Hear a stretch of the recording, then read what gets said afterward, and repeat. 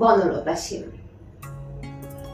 হাজার বছর ধরে আমি পথ হাঁটিতেছি পৃথিবীর পথে, সিংহল সমুদ্র থেকে নিশীথের অন্ধকারে মালয় সাগরে।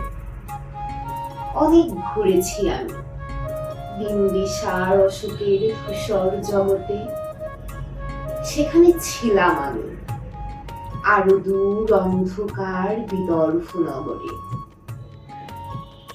আমি ক্লান্ত প্রাণে, চারিদিকে জীবনের সমুদ্র সফেন। আমারে দুদণ্ড শান্তি দিয়েছিল নাটোরের বনলতা সেন। চুল তার কবেকার অন্ধকার বিদিশার নিশা, মুখ তার শ্রাবস্তির কারুকার্য।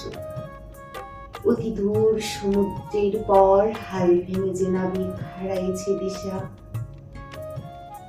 সবুজ ঘাসের দেশ যখন সে চেয়ে দেখে দারুচিনি দ্বীপের ভেতর, তেমনি দেখেছি তারে অন্ধকারে।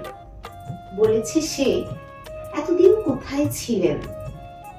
পাখির নীরের মতো চোখ তুলে নাটোরের বনলতা সেন। সমস্ত দিনের শেষে শিশিরের শব্দের মতন সন্ধ্যা আসে, ডাঙার রোদ্রের গন্ধ মুছে ফেলেছিল। পৃথিবীর সব রং নিভে গেলে পাণ্ডুলিপি করে আয়োজন, তখন গল্পের তরে জোনাকির রঙে ছিল। সব পাখি ঘরে আসে, সব নদী ফুরায়, জীবনের সব লেনদেন।